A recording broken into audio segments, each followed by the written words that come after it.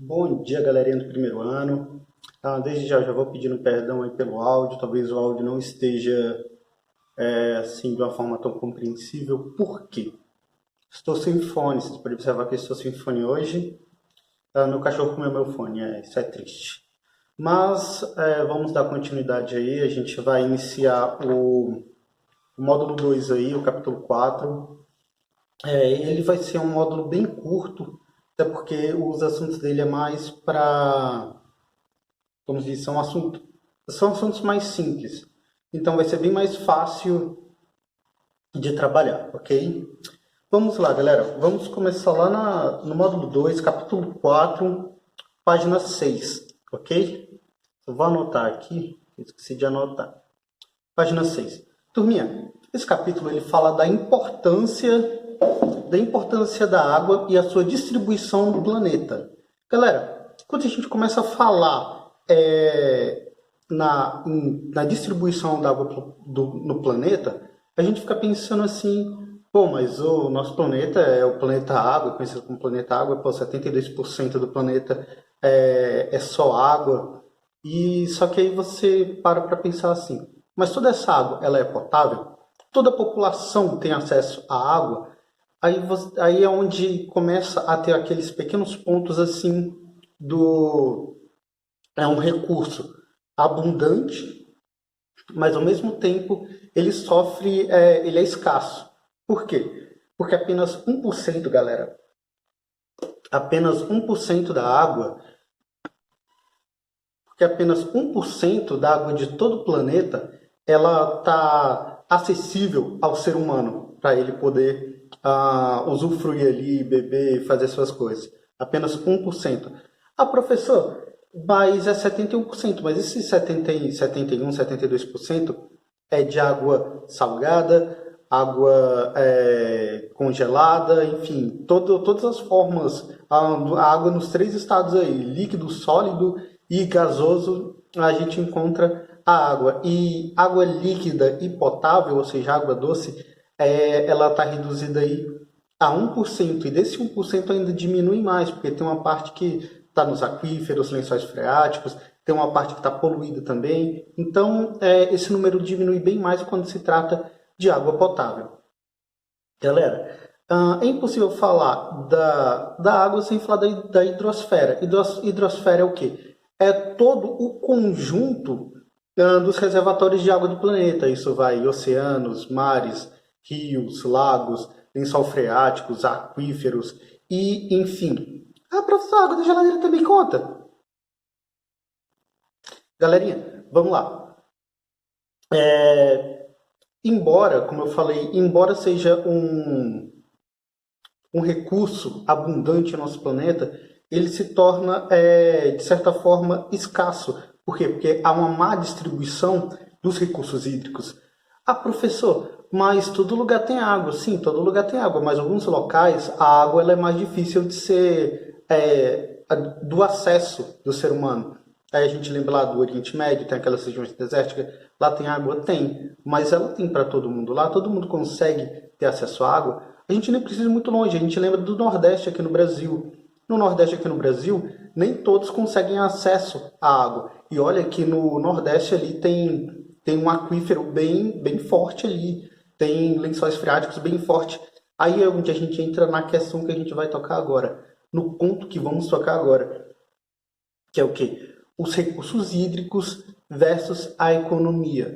Galerinha, vocês podem observar aí na página 7 que tem um planisfério aí, tem um mapinha, onde ele mostra a escassez econômica, a escassez de água, a escassez física, no caso, a escassez física de água, a escassez econômica, pequena ou nenhuma escassez e sem estimativa.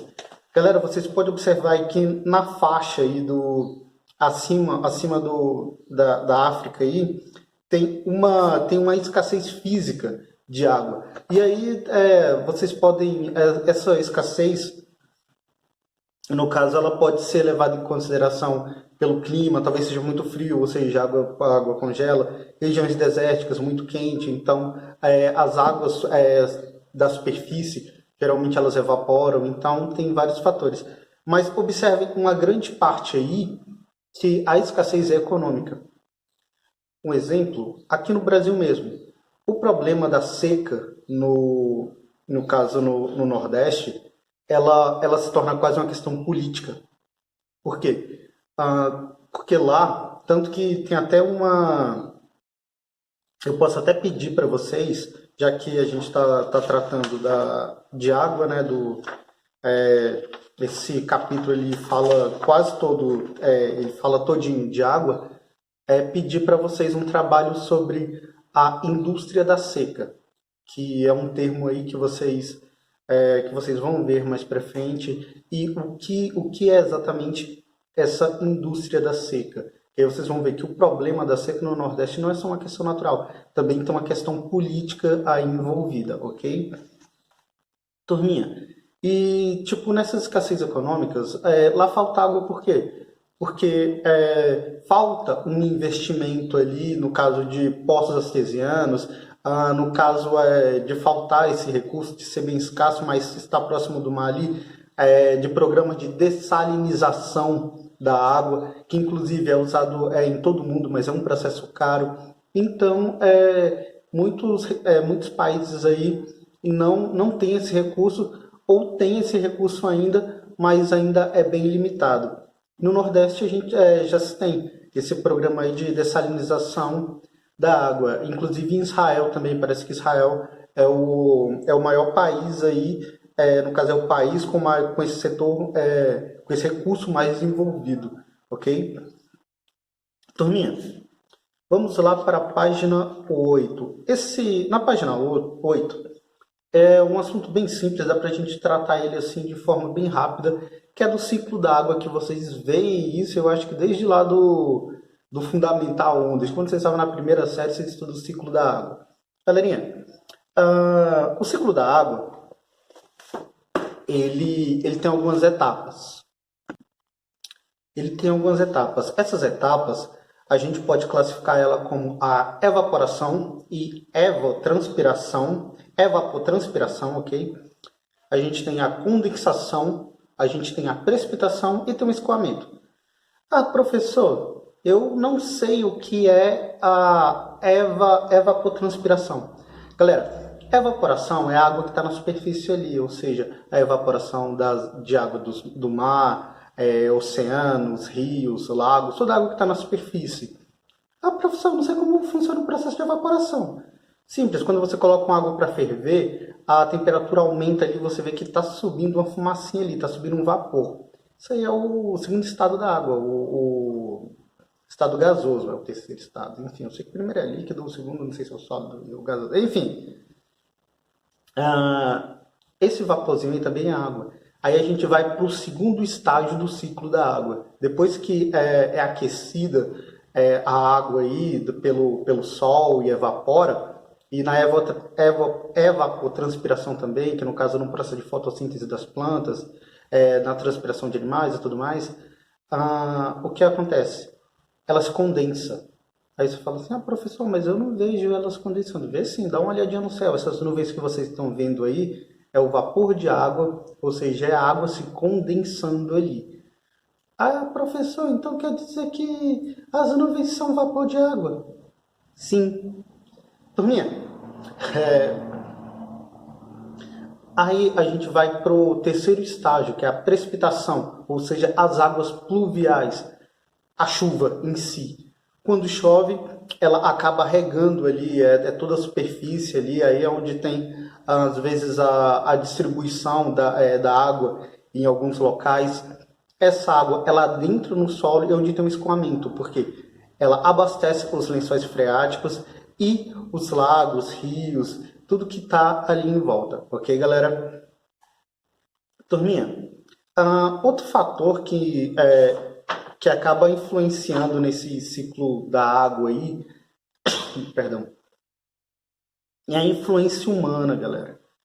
Professor, mas isso é um processo natural, não tem como ser evitado. Tem sim, por exemplo, o desmatamento. Quando você desmata ali, esse processo de evapotranspiração, ele se torna mais limitado. Ou seja, não vai ter planta ali, para poder, no processo de fotossíntese, ajudar na condensação ali da água. A impermeabilização do solo também, quando o asfalto ali, quando se asfalta um local, a água ela não adentra o solo ali para abastecer os lençóis freáticos e aquíferos. Ela acaba escorrendo para outro lugar. Ou seja, isso pode acabar havendo escassez de água em alguns locais. A construção de barragens também, ela acaba privando ali uma certa quantidade de água, porque fica acumulado ali. Um exemplo, vocês podem observar aqui na barragem. Depois da ponte ali, vocês olhando para baixo, vocês podem ver que o curso da água está bem fraco ali. Ou seja, você acha que se não tivesse aquela barragem, aquele curso de água, ele estaria fraco daquele jeito ali? Com certeza não, né, galera? E a gente tem a poluição também. Com a poluição, isso acaba interferindo grandemente aí no ciclo das chuvas. Por quê? Porque tem um aquecimento global, tem toda uma questão aí envolvendo isso. Tudo bem? Turminha, lembre-se, qualquer dúvida eu vou estar à disposição. Vocês podem me chamar tanto no WhatsApp quanto no próprio vídeo, nos comentários dos vídeos aí, ou até no Insta. Professor, posso chamar pelo Face? Poderia, mas eu não tenho mais Face. Eu acho que eu ainda estou com o Messenger ativo. Se vocês conseguirem contato comigo por lá, não tem problema. Tiro suas dúvidas lá também. Mas enfim. Galera, vamos lá. Página 10. A gente vai falar agora das águas oceânicas, ok? Turminha, vamos lá. 71% da superfície terrestre, ela é água. E esse 71% aí, boa parte dessa água aí são oceanos e mares. A gente tem os oceanos, no caso, a gente tem o Oceano Atlântico, Pacífico, Índico, Ártico e o Antártico. Professor, não sabia que tinha tantos oceanos. Pois tem 5 oceaninhos aí. Professor, não sabia disso não. Agora sabe. E esses oceanos aí, eles têm uma grande influência na temperatura do planeta. Professor, como assim? Simples, é algo chamado correntes marítimas. As correntes marítimas, elas ajudam a regular o clima no planeta. Aí vocês ficam assim, tipo, mas o que são correntes marítimas? Galera, correntes marítimas são fluxos de água oceânica em deslocamento decorrente dos ventos, da rotação da Terra e das diferentes temperaturas e de salinidade. Aí vocês ficam assim, ajudou bastante aí, mas... É assim, galera, devido à rotação da Terra, devido os ventos e tudo mais, as águas elas costumam ter correntes, ou seja, elas costumam ter caminhos, vou colocar assim. E com isso, devido à temperatura e tudo mais, isso ajuda na regulagem do clima e da temperatura do planeta. A gente tem as correntes frias, você pode observar aí nesse mapinha aí da página 11. As correntes frias, elas se originam nos polos e elas vão em direção à linha do Equador. Então, elas ajudam o quê? Elas ajudam a regular a temperatura, tanto da costa oceânica ali, da costa continental, quanto não deixar a temperatura ali da linha do Equador esquentar demais, ok? E, em contrapartida, a gente tem as correntes quentes, que elas já surgem ali na linha do Equador e elas vão em direção aos polos. As correntes mais fortes, elas estão indo ali em direção ao norte. Porque no sul ali a temperatura é bem fria mesmo, vocês podem observar que quase perto da Antártida ali quase não tem nenhuma corrente quente, ok? Mas lá no Polo Norte vocês já podem observar que tem algumas correntes ali, algumas correntes mais quentes ali, ok, galera? Turminha, a gente tem agora falar sobre o nome das correntes, ou seja, a gente tem as principais correntes, no caso, a gente tem as correntes de Hubble. A corrente de Hubble, ela é responsável por resfriar a costa ocidental da América do Sul, diminuindo as precipitações na região e exercendo influência direta no deserto do Atacama, é um deserto que tem ali no Chile, ok, galera? A gente tem a corrente do Golfo, aquece o litoral ocidental e setentrional da Europa, impedindo que os portos europeus congelem no inverno, para vocês verem a importância dessas correntes. Está tudo aí na página 11, ok? Tem a corrente do Labrador, que ela se origina no Ártico e corre pela costa oriental canadense, causando congelamento dessa região no inverno.